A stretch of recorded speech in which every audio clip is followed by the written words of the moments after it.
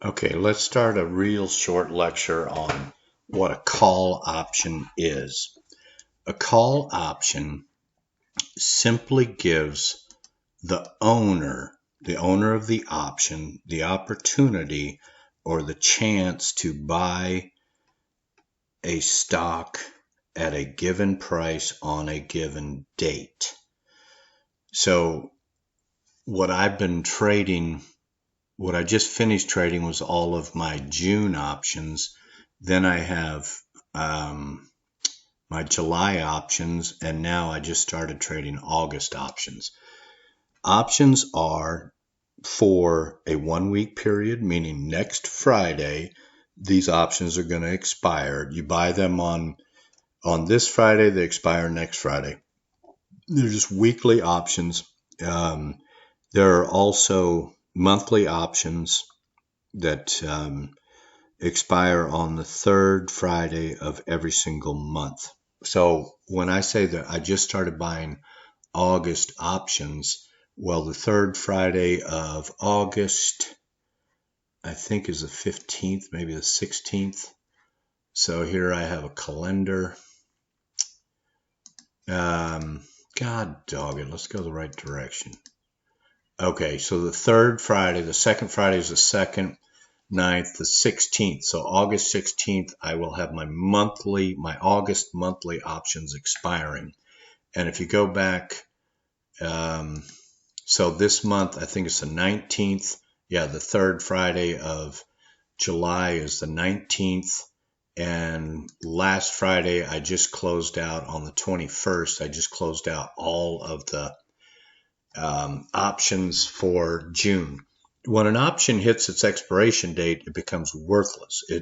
An option that has a value on the 21st has no value on the 22nd because that date is now behind you. So on a call option, you have to have a specific strike price, and I'll tell you about that in a moment. You have to have a specific date. Then we have something called bid and ask. And bid is what the market will pay you. If you are selling something to the market, that's what they will pay you. And ask is what the market will sell.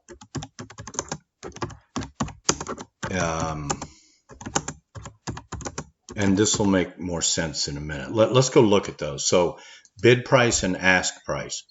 What I have right here is an option chain on Apple. And let me just back up a little. Okay, this is on Apple stock, and it's an option chain, and you can pull up an option chain anywhere. But what am I looking at here? On the left-hand side, I have all my calls. On the right-hand side, I have all my puts. So let's just look at the call side first.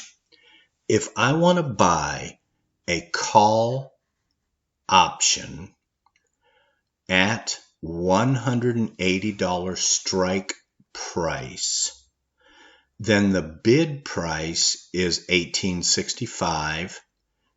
Oh, God dog it. And the ask price is $19. So that means if I wanted to sell one of these to the market, they would give me $18.65. If I want to buy one from the market, I have to pay 19 bucks. Now, during the day, this is after hours that I'm recording, after market hours. During the day, the bid and ask will tighten up some. It won't be a 35-cent difference. And it might be on Apple because Apple's such a high-value stock.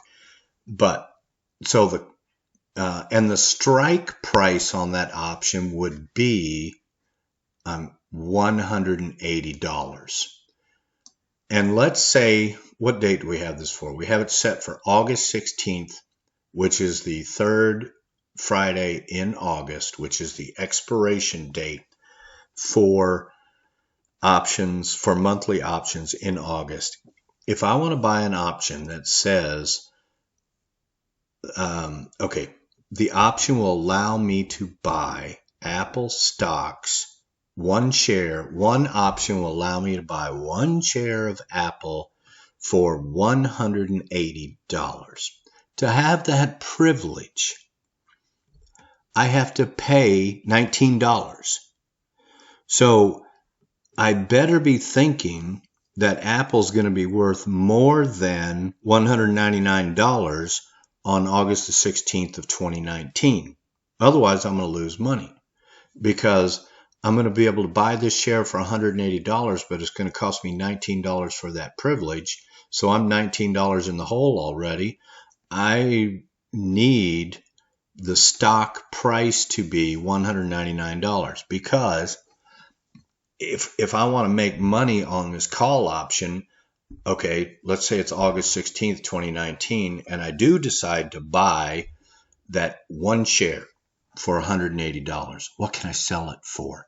Well, the current price on Apple is $195.62.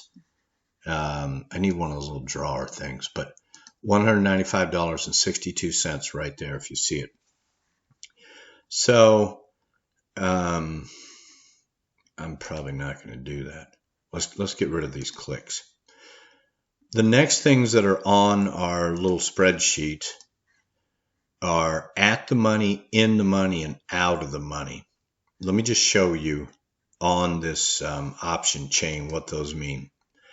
I told you that Apple's selling for $195.62. These are all of your strike prices in the middle. These are your strike prices for different options. What did I move to? Golly, I moved. How? I don't know how I did that. I moved away from. Okay, so these are all your different strike prices for Apple. I can buy options for 180, 185, 190, 195, and strike just means the current market price or the market price that I'm going to buy or sell the stock at with my option. And at the money is considered to be right between 195 and 200. At the money is 195.62, but there's no option to be bought there, so the at the money option is $195. On calls, you are in the money if your option is for a strike price that is less than the at the money price. So all of these up on top are considered in the money on calls because they are below the $195 current market price, meaning I already have profit built into those unless the stock goes down. Out of the money options are anything that's above 195 on a call. Okay? And that just means that those don't have any value on expiration date unless the 195 market price moves up. Okay, I sent you that email today on Investopedia calls. This stuff is it can make sense when you just look at it one piece at a time, but we are going to build up a whole bunch of pieces here. And you need to be really conversant about calls and puts and bid and ask. And believe me, I get to bid and ask backwards all the time. But you need to be conversant about the basic terminology, including expiration dates, before we start adding complications to this when we start selling calls and selling puts and we start selling spreads, which is eventually where we're going to get. And we're going to get there pretty quick. Okay, let's see if I think I can just hit escape.